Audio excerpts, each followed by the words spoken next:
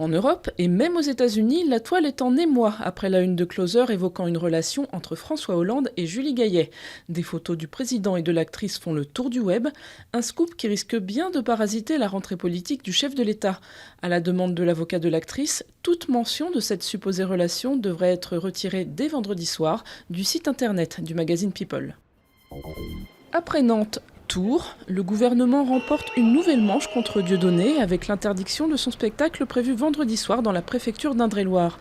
Réplique immédiate des avocats de l'humoriste, un référé a été déposé devant le Conseil d'État, une demande examinée en urgence vendredi en fin d'après-midi.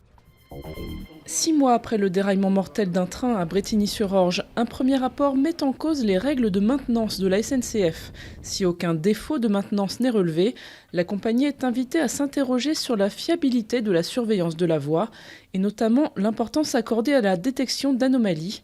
L'accident avait fait 7 morts et des dizaines de blessés. Le président centrafricain jette l'éponge. Accusé par la communauté internationale de passivité face aux violences interreligieuses dans son pays, Michel Djotodia a démissionné. Une nouvelle saluée par des scènes de liesse à Bangui. Les pays d'Afrique centrale, réunis en sommet au Tchad, saluent une décision qui doit, disent-ils, permettre au pays de sortir de la paralysie. Le zoo de Berlin a eu Knut, le célèbre ourson aujourd'hui disparu. Voici son lointain cousin, la nouvelle mascotte du zoo de Toronto. À peine 2 mois et déjà très star, bébé ours polaire a fait ses premiers pas devant les caméras. Son nom, eh bien, ce sera au public de choisir via un concours organisé en février.